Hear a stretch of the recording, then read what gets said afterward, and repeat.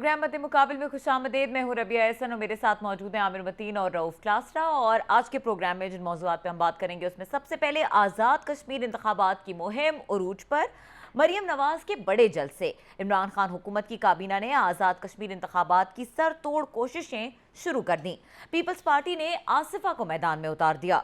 क्या हुकूमत ऑपोजिशन के जलसों से इतनी परेशान है कि वज़ीर आज़म इमरान खान खुद आज़ाद कश्मीर में इस वक्त जलसे कर रहे हैं?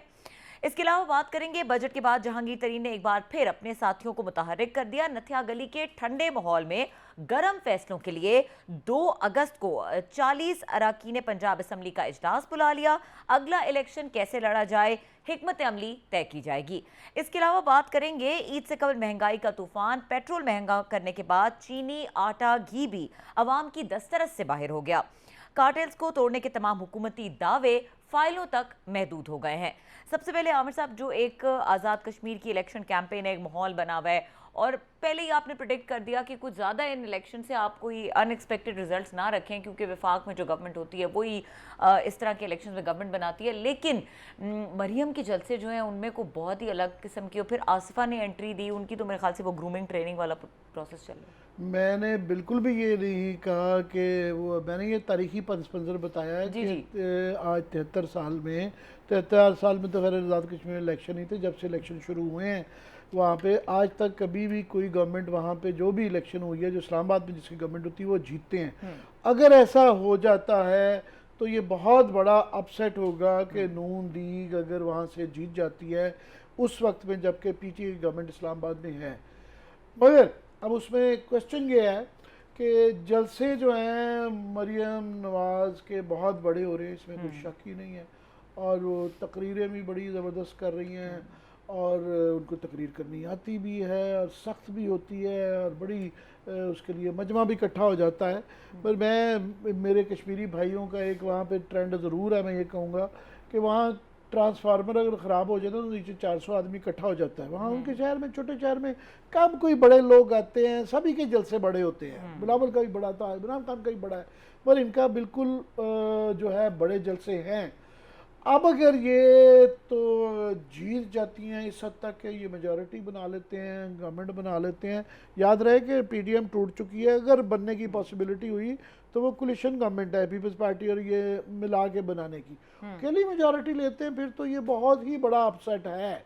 मगर अगर ये नहीं जीत पाती तो फिर ये, इसलिए आम हालात में तो हम कहते हैं कि जी वहाँ हमेशा ही हारती है गवर्नमेंट, जिसके इस्लामाबाद में नहीं होती। पर चूँकि ये टेम्पो इतना ऊपर ले गई हैं और वहाँ पे एज एफ ये इम्प्रेशन डाल दिया है, अपने वोटर्स को भी ये पैगाम देना शुरू हो गए हैं वो कि जनाब हम तो जीत रहे हैं। तो उसके बाद अगर ये नहीं, ना सिर्फ के जीतते नहीं हैं, और जिस बात का कभी इम्कान है कि ये तीसरे नंबर पे चले जाएं, पीपल्स पार्टी दूसरे नंबर पे आ जाए, क्योंकि पीपल्स पार्टी की सूरत हाल जो है बड़ी वहाँ पे मुनासिब है। और अगर ये तीसरे नंबर पर चले जाते हैं तो जो इन्होंने बयानिया बनाया हुआ है कि पंजाब में बहरहाल पीटीआई गवर्नमेंट होने के बावजूद जो है 11 बाई इलेक्शन ये इन्होंने जीते हैं। और ये कि इस्टेब्लिशमेंट भी एक लिमिट है, गवर्नमेंट के भी एक लिमिट है, जितनी मर्जी उन्होंने डीसीसी इस्तेमाल कर लिए, 11 बाई इलेक्शन जो जीत गए। और अगर वो एक उसकी वजह से इनके वोटर को एक उम्मीद होती है कि जनाब ठीक है हमारी अपोजिशन में पार्टी जो भी है, मगर हम तो पंजाब के अंदर तो इलेक्शन जीत रहे हैं, पंजाब में जीतने का मतलब है पाकिस्तान में जीतना। तो वो उम्मीद जो है ना इनकी इतनी पिछाए ले जाने के बाद जो है ना वो उससे नून लीग को बहुत नुकसान होगा। अच्छा। और याद रहे कि इससे पहले गिलगित बल्तिस्तान के अंदर भी बिलावल ने भी और मरियम ने भी यही जलसे बड़े ज़बरदस्त थे और उस वक्त भी इन्होंने उम्मीद दिलाई थी और रिजल्ट आखिर में बिल्कुल नहीं निकला था। बिल्कुल ये दोनों बुरी तरीके से वहाँ से हार गए थे। इस दफ़ा एक तो ये है कि वहाँ की इलेक्टोरल नंबर्स गेम क्या है। नंबर्स गेम ये है कि 53 की असेंबली है, उसके अंदर 8 जो हैं वो हैं औरतों की, टेक्नोक्रेट, उलमा मशाइख की, और एक ओवरसीज़ पाकिस्तानी की, 5 औरतों की शायद, एक ओवरसीज़ पाकिस्तानी की, एक उलमा मशाइख की और एक टेक्नोक्रेट की। 8 तो ये हैं। वो जो भी इलेक्शन ज़्यादा मेजॉरिटी लेता है वो ज़्यादा इस कोटे में से ले जाता है। 12 सीटें हैं वहाँ पे महाजरीन की, पूरे पाकिस्तान में डिवाइडेड है। एक कोयटा कराची की शायद एक आ जाती है, KP की है, एक हज़ारा की आ जाती है, बाकी पंजाब के अंदर है। तो उसमें से मुझे बताया जा रहा है कि 4 से 5 सीटें नून लीग जीत जाएगी। अच्छा। जो है हाँ, जो उसमें, और 1-2 पीपल्स पार्टी जीत जाएगी, 2-3 जो है पीटीआई जीत जाएगी। ये डिवीज़न है। तो अगर नून लीग आम हालात में 12 से 15 भी ले जाए तो बड़ी बात थी, पर इन्होंने पिच इस तरह की बना दी है कि जिस तरह ये अगर जीत रहे हैं तो उसके बाद इनकी दरमियानी जीत पे भी इत्तेफाक नहीं होगा अगर ये गवर्नमेंट नहीं बनाते। दूसरी लास्टली ये कह दूँ बात कि एक तो है ये नंबर्स गेम के कौन जीतेगा एक हारेगा, एक है वहाँ पे जो मरियम बीबी जो कंटेंट है उनका, जो तकरीरों में बातें कर रही हैं। फॉर एग्ज़ाम्पल आज ही मैं कल जो है तकरीर में उनकी ये सुन रहा था कि उन्होंने कहा कि ये हमारे पे ये है कि जनाब मुझे रेड मार्क से क्रॉस कर दिया है कि जी फौज हमारे ख़िलाफ़ है मेरे नवाज शरीफ के, तो मुझे यहाँ पे एक फ़ौजी जवान मिला, मुझे हाथ दे के लोग मिलते हैं, सीने पे हाथ रख के कि हम आपके साथ हैं। उसने कहा जी हमें ये अब ख़तरनाक बात है कि हमें इजाज़त नहीं है आपकी तकरीरें सुनने की, कि वर्दी वाला एक फ़ौजी उनसे कह रहा है हम आपको पता नहीं कहाँ पे सोशल मीडिया पे या रेडियो पे किस तरीके से सुन लेते हैं। तो ये इस तरह का एक नफाक डालना कि ख़ास फ़ौज में तबका है जो कि इनके ख़िलाफ़ है और जो आम फ़ौजी जो है, और कश्मीर की ये जो पट्टी है आज़ाद कश्मीर की, ये बिल्कुल बॉर्डर के साथ है। वहाँ पे ना सिर्फ कि वो वहाँ पे सीज़ फायर होने के बावजूद एक तनाव रहता है और बॉर्डर के ऊपर वो बेचारे फ़ौजी हजरात जो है ड्यूटी दे रहे होते हैं। दूसरा ज़्यादातर जो ख़ानदान है बॉर्डर के इस पूरी पट्टी में, उनके सारे के भाई बहन रिश्तेदार जो है ना फ़ौज में होते हैं, तो वहाँ एक डिफरेंट माहौल होता है। और दूसरा आपको ये ख्याल करना पड़ता है कि आप जो बातें वहाँ पे कर रही हैं मकबूजा कश्मीर में लोग कैसे उसको देख रहे हैं, कि वो जब आप खुद कहते हैं कि जनाब हमारी फ़ौज जो है, उनका इल्ज़ाम इंडिया में यही होता ना कि वहाँ पे फेयर इलेक्शंस नहीं होते, इस वजह से हुर्रियत कॉन्फ्रेंस पिछले 40 साल से पार्टिसिपेट नहीं करती कि हुकूमत इलेक्शन ठीक नहीं करती। तो जब आप खुद कह रहे हैं कि यहाँ इलेक्शन भी ठीक नहीं होते और हमारी फ़ौज हमारे ही पार्टीज़ के ख़िलाफ़ है और नवाज शरीफ को उन्होंने निकाला है, तो उसका एक वहाँ पे उसकी एक हसासी इस बात पे मैं समझता हूँ वोट मिलते नहीं हैं, वोट आप गवाते हैं कश्मीर में। अच्छा। इसलिए उनको जो वहाँ पे stance. उनके जो मशीरान हैं परवेज़ रशीद टाइप जो हैं, उनको इस काम पे लगा दिया है। मगर इसका हार के भी कुछ सबक, कई दफ़ा आप जीत के भी हारते हैं। तो ये एक थोड़ा सा उसका पहलू है। ठीक है अखलाक साहब, ये कश्मीर इलेक्शंस और ये कैंपेन और मरियम किस तरह की बातें, ये जो कि आई थिंक नई बात नहीं है, जब इन्होंने इस तरह के नफाक डालने वाली जब बात करती हैं, पहले भी इस तरह की बात कर चुकी हैं, क्रिटिसिज्म भी हो चुका है और करती जाती हैं वो एक धड़ल्ले के साथ, तो ये उनकी एक सियासत का एक परमानेंट कलर हो चुका है या क्या? How would you interpret it? Aamir साहब ने भी कहा है कि उनके जलसे जो है ना मरियम के, आमिर साहब की जो रीडिंग है सियासत को मुझसे बहुत बेहतर समझते हैं, वो बड़े हैं मरियम के जलसे जो हो रहे हैं। अब ये चीज़ मुझे थोड़ा सा, और साथ आमिर भाई ये भी कह रहे हैं कि शायद इलेक्शन में उनके 10-12 से ज़्यादा सीटें भी ना आएँ क्योंकि उनकी तकरीरों की वजह से वटेवर। अब ये दो डिफरेंट चीज़ें हैं। अच्छा, एक तो ये है कि इनकम्बेंसी फैक्टर है। आपको पता है मैं और आमिर जो है कोई हमारी लव लॉस्ट नहीं है नवाज लीग के साथ या मरियम साहबा पे हम सबसे ज़्यादा क्रिटिकल रहे हैं, लेकिन जब पॉलिटिकल कमेंट्री की जा रही है तो थोड़ा सा बंदे को चीज़ें, वो फैक्ट्स जो हैं ग्राउंड पे देखने पड़ते हैं। अब होना तो ये चाहिए था कि जो हुकूमत बैठी, ये नवाज लीग की हुकूमत है, राजा फ़रूक हैदर साहब जो हैं नवाज लीग के वो हैं, ये उनके वज़ीर आज़म हैं। अब वो 4-5 साल हुकूमत कर चुके हैं। अब कश्मीर के लोगों को यहाँ शिकायत किससे होनी चाहिए थी?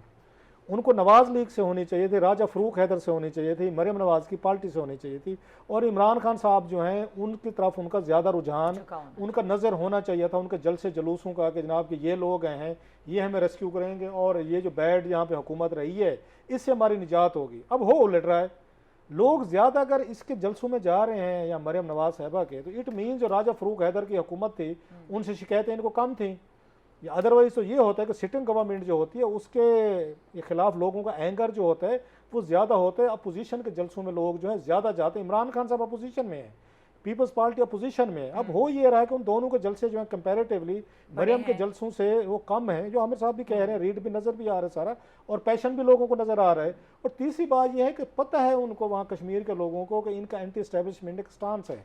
अभी भी वो कह रहे हैं, नवाज शरीफ का आज भी ये कल उनका ट्वीट आया हुआ था, वो सिलेक्टेड और सिलेक्टेड वाला चाइनीज़ उन पे जो अटैक हुए हैं उस पर उन्होंने बात की, और फिर प्लस उन्होंने अफगान एम्बेसडर की जो बेटे का मसला था उस पर बात की, फिर सेलेक्टर और सिलेक्टेड की बात की। अच्छा, मरियम नवाज साहब भी यही बात करें, कश्मीर को अगर वहाँ पे ज़्यादा अफिलिएशन है वो तो फ़ौज या उसके एस्टेब्लिशमेंट के साथ ज़्यादा है, क्योंकि जितनी भी वहाँ पे गोलाबारी होती है उनकी जानों को बचाया जाता है, तहफ़्फ़ुज़ दिया जाता है, वो तो हमारे फ़ौजी भाई दे रहे हैं, कश्मीर में वो खड़े हुए हैं। सो वहाँ खड़े होकर भी वो अगर एस्टेब्लिशमेंट के खिलाफ सख्त तकरीरें की हैं, वो कर रही हैं, और आगे से रिसेप्टिव उनको माहौल मिल रहा है। सो ये बड़ा मुझे लगता है आई मे बी रॉन्ग, क्योंकि पॉलिटिक्स में चीज़ें बदलते कोई देर नहीं लगती, ये वहाँ पे एक तरह का टफ कंपटीशन होगा। दूसरा स्टेक पे क्या है, इमरान खान साहब खुद उसमें जंप कर गए हैं।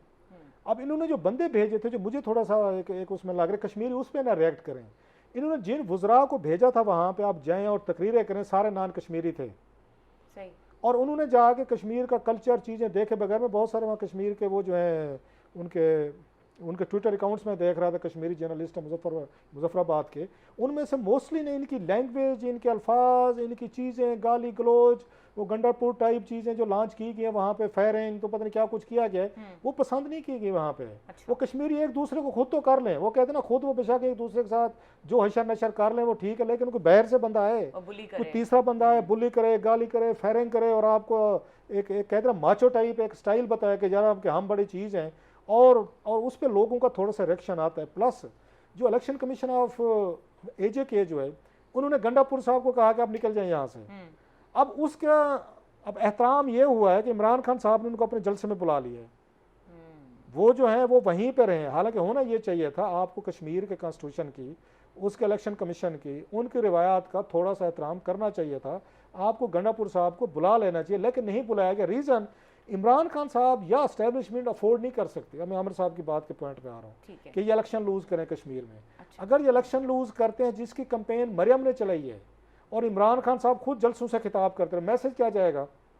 ये बड़ा खौफनाक मैसेज आएगा कि इमरान खान साहब खुद भी गए हैं, इस्लामाबाद भी बैठे थे, एस्टेब्लिशमेंट भी साथ थी, इनके पास बड़ी ATM भी थे, पार्टियां भी थी, फिर भी हार गए, और मरियम जो है ना वो अकेले सारा कश्मीर का इलेक्शन जीत गई है। ये जो है ना वाइब्स, ये इस नैरेटिव, ये ना इमरान खान साहब अफोर्ड कर सकते हैं, ना हमारी एस्टेब्लिशमेंट अफोर्ड कर सकती है, ना उनके सिंपथाइजर जो है ना वो अफोर्ड कर सकते हैं। सो आमिर भाई ठीक कह रहे हैं, अल्टीमेटली मरियम साहबा की 10-12 सीटें ही निकलेंगी। अच्छा, और इसमें आसफा की एंट्री भी एक एलिमेंट था, उस पर भी बात करेंगे। ब्रेक ले लेते हैं, या तो फिर ब्रेक के बाद बात कर लेते हैं इस पर। और ये ब्रेक के बाद ये भी बात करेंगे जो एक नथिया गली में एक माहौल बनने जा रहा है जहांगीर तरीन के हवाले से, वो माहौल उसका रंग दिखाएगा आने वाले दिनों में, उस पर भी बात करेंगे। इस ब्रेक के बाद हमारे साथ रहिए।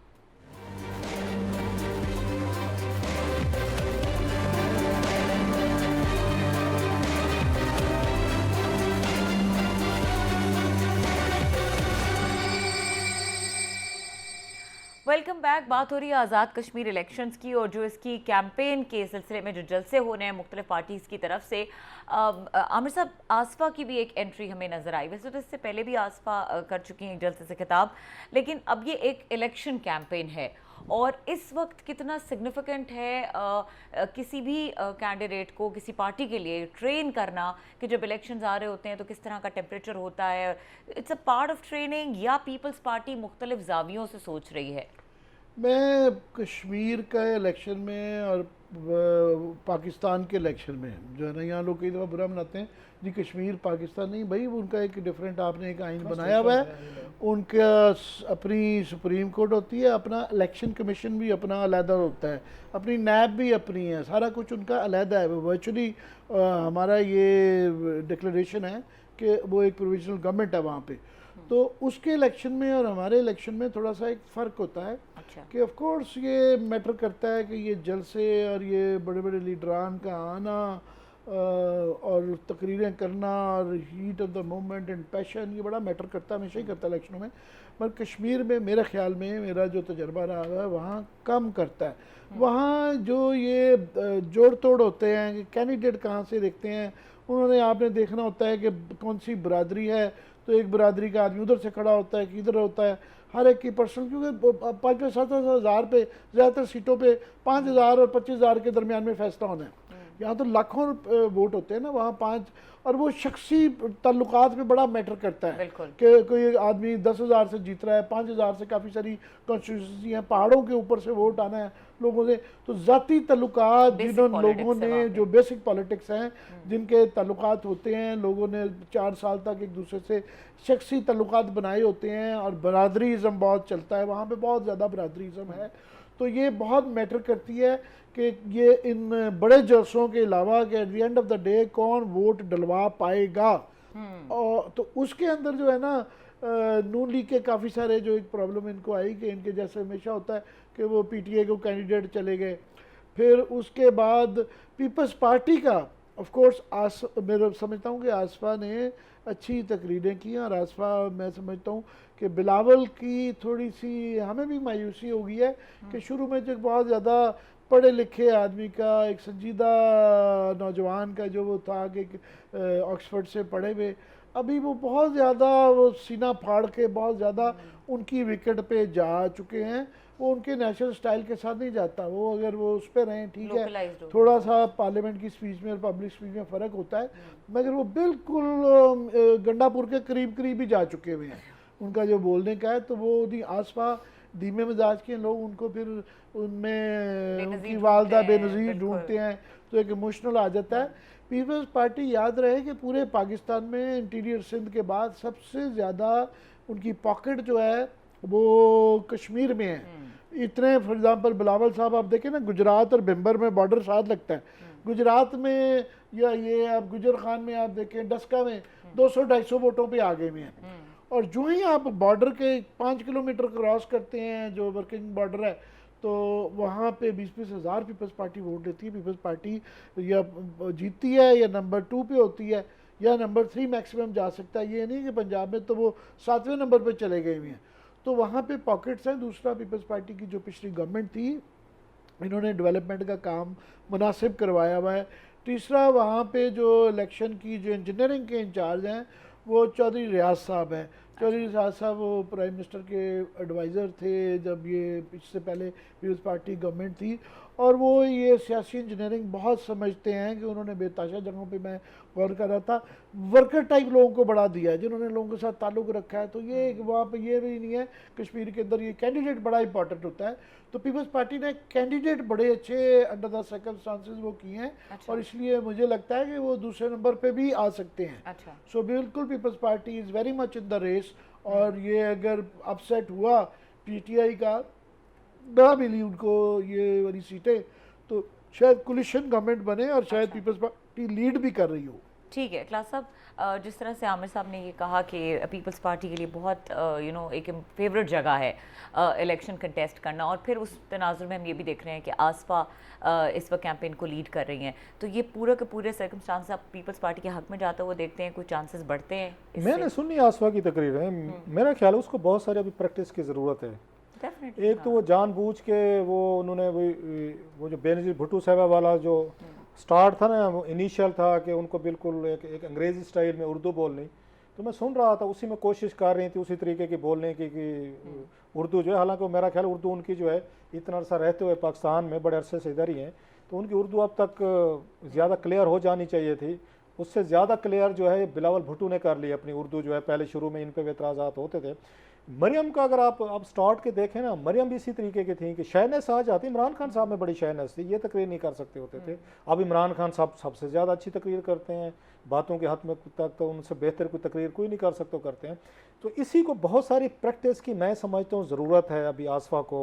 इवन कंटेंट वाइज उनका उस दिन उनके हाथ में वो था नोटबुक थी जिस पे पढ़ के वो कर रही थी। सो वो एक क्रिज्मा जो है ना, क्योंकि कैंपेन जो होती है ना क्रिज्मेटिक, आपको लीडरशिप चाहिए होती है तकरीरों के लिए। अब यहाँ पे देख लें, इसमें इस पीएमएल नवाज में देख लें कि शहबाज शरीफ साहब सवात गए हैं, वो फलाप जलसा करके हैं, वो भी यही सारी चीज़ें काउंट करवा रहे थे, हमने ये किया वो किया, लेकिन उनकी आवाज़ में, उनके स्टाइल में वो आके मजमे को, क्राउड को एंगेज नहीं कर सके। लोगों ने पूछा मरियम किधर है, उनके क्रिटिक्स जो भी हैं वो भी ये बात मानते हैं, हमारे जैसे भी ये बात मानते हैं, क्रिटिक उनके रहे हैं, अभी भी हैं, उनकी बहुत सारी पॉलिटिक्स पे एक्ट्स ऑफ ओमिशन कमीशन जो भी करप्शन की चीज़ें, लेकिन उन्होंने विद द पैसे ऑफ टाइम अपने आप को बड़ा जेल कर लिया है, उसमें उनको सियासी तकरीर पे उनको वो आ गई, कमांड आ गई कि किस पे ज़ीरो बम कहना है, ज़ीरो बम यूज़ करना है, किस पे स्ट्रेस करना है, किस को तकरीर करनी है, कैसे चीज़ें करनी है, और वो रट्टा लगा के आती हैं या वट एवर जो भी करती हैं वो डिलीवर करती हैं।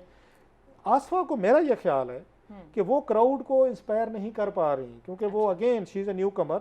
उनको चाहिए था पीपल्स पार्टी को कि आपने अगर इतने बड़े जलसों में उनको लॉन्च करना है, ज़रा थोड़ा सा उनको सिंध में जो है ना ये फरियाल साहिबा की जगह, तो मैं बड़ा इंटरेस्टेड था कि फरियाल साहिबा चलाती होती थी पूरे कश्मीर को जब पीपल्स पार्टी की हुकूमत थी, और बड़े इल्ज़ामात भी लगते थे अद्दी फरियाल पे, तो अद्दी फरियाल की तरह अब मतलब ये है जो मुझे थोड़ा सा होता है कि जब इन्होंने आके तकरीरें करवानी होती हैं तो बेनज़ीर भुट्टो साहिबा के बच्चे, वो बच्चे दिखाए जाते हैं कि ये देखें ये मजलूम खानदान है, जुल्म हुआ, जो कि वाकई हुआ है बहुत सारी चीज़ों पे, हर बंदा का उनके साथ दुखी बच्चों के साथ बड़ी एक सिंपैथेटिक होता है। उस वक्त बिलावल दिखाएंगे, उस वक्त आप आसफा दिखाएंगे, उस वक्त आप उनको दिखाएंगे, बख्तावर को दिखाएंगे, लेकिन जो ही हुकूमत आ जाती है, जो ही गाँव बस जाता है तो फरियालती आ जाती हैं, वही ट्रांसफर पोस्टिंग करती हैं, वही उन पे 100 किस्म के चार्जेस लगना शुरू हो गए। कुछ और लोग होते हैं जो बिहाइंड द सीन बैठे होते हैं और तमाम इनकी पॉलिटिकल ये जो एफर्ट्स होते हैं उनको कैश कराते हैं। मुझे तो उनसे आके सुनना चाहता हूँ कि अद्दी फरियाल जो है, अभी देखेंगे अगर पीपल्स पार्टी जीत है सपोजली,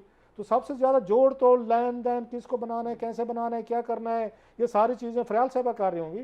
सो मेरा ये ख्याल है कि मैं ज़ाती तौर पर, no offences to Peoples Party lovers, मैं कोई आसफा की तकरीरों से, उनके स्टाइल से, उनके उससे ना मैं नहीं मुतासर हूँ। बहुत सारे भी मेरा ख्याल है ये ग्रूमिंग की और अपनी अपनी उस पे स्पीच पे उनको बहुत सारी काम करने की ज़रूरत है अभी।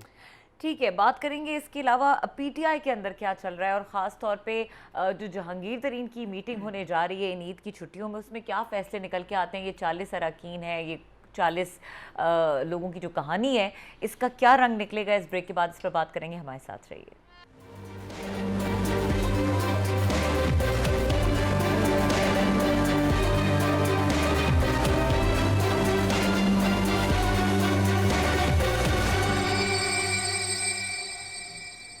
Welcome back. आमिर साहब, एक दफ़ा डिस्कशन को दोबारा से कंटिन्यू करते हैं। ब्रेक से पहले जिस तरह से हमने कहा कि एक 40 अरकान पंजाब असम्बली का एक क्लोज डोर मीटिंग होने जा रही है जहांगीर तरीन से, और कोई फ्यूचर का जो लाया अमल है वो तय किया जाएगा कि किस तरह जो इम्पैक्टफुल सियासत की जाए उनकी तरफ से, और पीटीआई को प्रेशराइज़ किया जाए, वज़ीर आज़म को प्रेशराइज़ किया जाए, तो क्या निकलेगा इसका आउटकम। इसका फिगर तो मुख्तलिफ आ रहे हैं कि MNA और MPA मिला के ये वाला एक सिलसिला जारी है।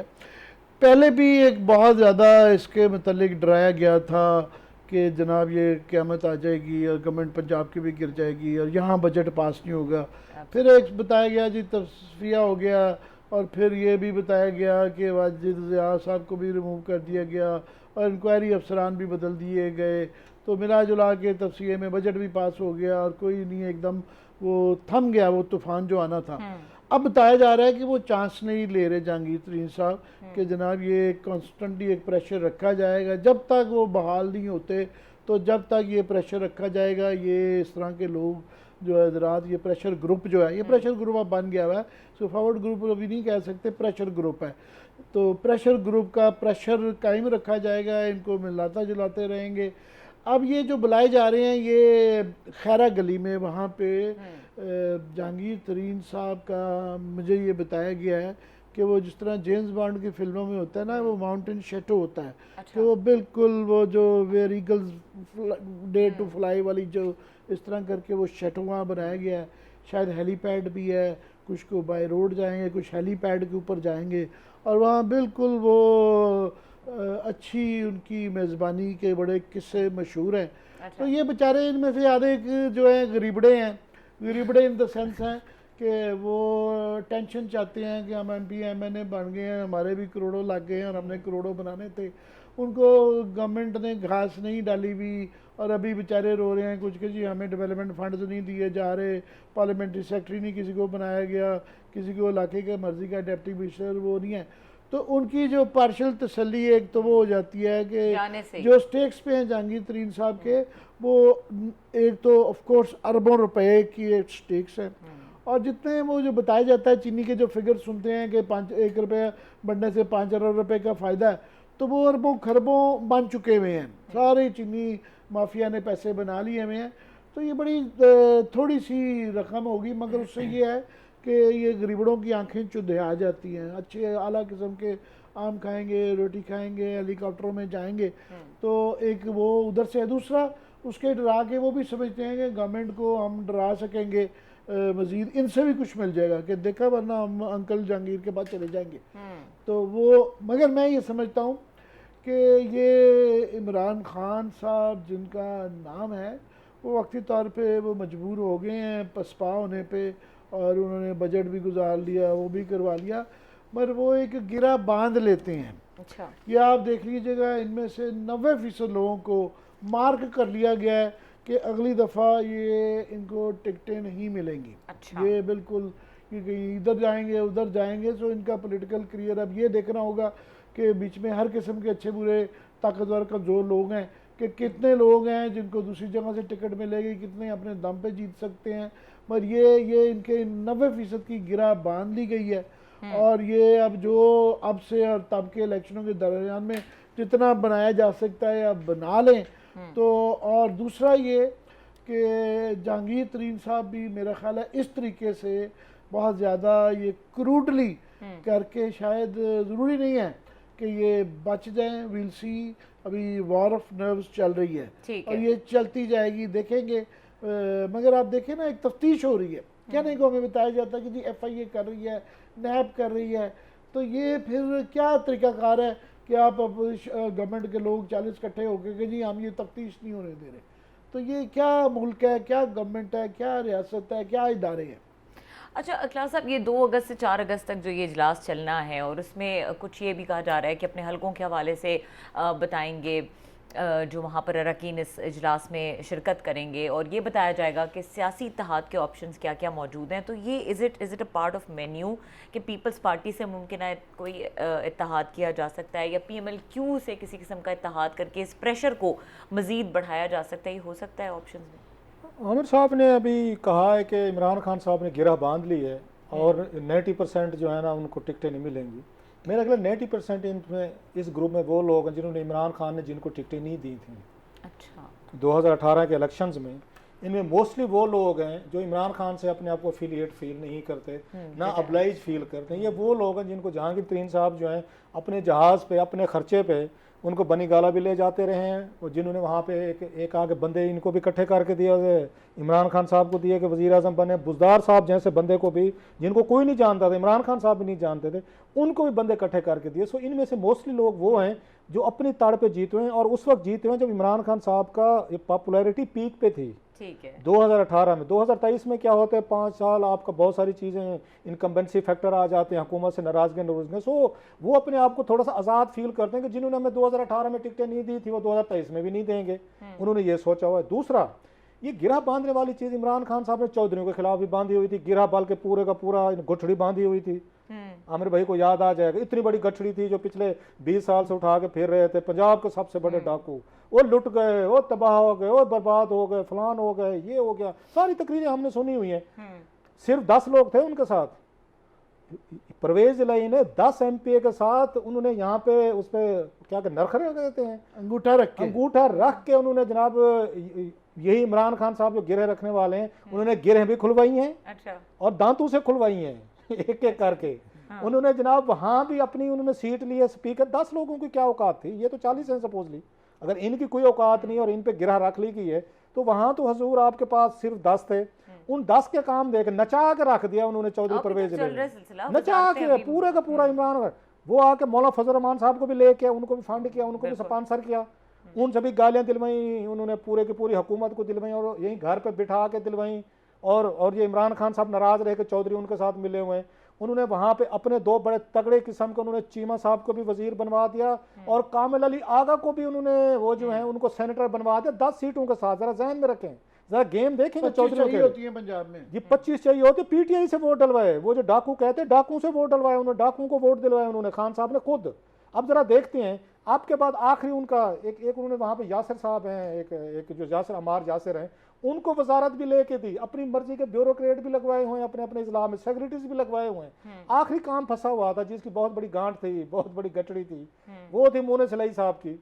वो भी उन्होंने डंडे के जोर पे जनाब मिनिस्ट्री उन्होंने बिठा के करा के उन्होंने इमरान खान साहब से वो वजारत भी ली है, और 4 दिन वो आके वजीर का हलफ भी नहीं ले रहे थे कि मर्जी की वजारत लेंगे। ये उन्होंने 10 MPs के साथ किया सिर्फ। अब ये बातें सारे लोग देख रहे होते हैं, सही। अब ये 40 लोग भी देख रहे होंगे कि भाई साहब वो ठीक है जो आमिर साहब बात कह रहे हो, तरीन साहब की मोहब्बत मान लेते हैं 20% होगी, वो उसमें 30-40% होगी। वो भी 10 लोगों के साथ चौधरी परवेज इलाही जैसा बंदा जो जरदारी से भी मिलता है, जो शरीफों को भी उसमें हमजा शहबाज को भी आके फेवर्स करता है, प्रोडक्शन ऑर्डर जारी करते हैं, हर जगह उसने अपने अपने गुर्गे बिठाए हुए हैं, अपने तल्लुकात रखे हुए हैं। मौलाना इमरान खान साहब के जो नॉन एनिमीज हैं, मौलाना फजल रहमान हो, आसिफ अली जरदारी हो, यहाँ शरीफ हूँ, उन तीनों के साथ ये चौधरी परवेज इलाही की दोस्तियाँ हैं। दोस्तियाँ क्या अलायंसेज हैं, मोहब्बतें हैं, प्यार हैं। वो एक कहते हैं एक उनकी जो थी एक पपी उधर एक पपी उधर वाला हिसाब है। उन्होंने 10 सीटों के साथ खान साहब को इनकी हुकूमत को लम्हा पाया हुआ है। तो ये जो 40 लोग हैं ये भी देखते होंगे भाई साहब कि हम कुछ चिल्ड्रन ऑफ लेसर गॉड, हम सुतेली माँ के बच्चे हैं कि जनाब वो जाते हैं 10 लोग जाते हैं खान साहब को अपनी मर्जी का काम करवा लेते हैं, हम 40 लोग जो हम कुछ नहीं कर सकते। सो बेसिक एजेंडा जो होगा जब से मुनीस इलाही को इन्होंने इधर बनाया है और परवेज इलाही साहब ने अपने आप को रेलिवेंट कर लिया पॉलिटिक्स में, इन 40 का स्ट्रेस इस बात पे ज्यादा होगा कि भाई साहब हुकूमतें तो हमारी वजह से बनी हुई हैं, ये 10 लोगों की वजह से अगर 40 लोग हैं हम आगे पीछे हो जाते, बुज़दार साहब तो गए। सो ये बेसिकली ये तरीन साहब की मोहब्बत से ज्यादा इनको ये दुख रहा है, स्पेशली मुनीस इलाही वाला जो आखिरी उन्होंने डंडा मारा है कि अपनी मर्जी की चीजें भी ले ली हैं, अच्छे भी बन बैठे हैं, इमरान खान साहब से फायदे भी ले रहे हैं। हम लोग जिन्होंने हुकूमतें बनवाई अपनी उस पे अपने खर्चे पे जो इन्होंने कहा करोड़ों रुपए खुद खर्च करके इलेक्शन भी जीते, हमें कोई घास नहीं डालता, हमें कोई पूछते नहीं है। बाकी में इनसे पूछें जी कि उन्होंने गिरा डाली है या नहीं डाली। सर प्रोग्राम का टाइम खत्म हो गया। अब यही जो इन तमाम सक्सेसफुल प्रैक्टिसेस को देखते हुए जो नई स्ट्रैटेजी है वो प्लान की जाएगी। अब देखना ये है कि इस इजलास में क्या फैसले होते हैं और क्या इसके आउटकम्स होते हैं। प्रोग्राम देखने के लिए शुक्रिया, इजाज़त दीजिए, अल्लाह हाफ़िज़।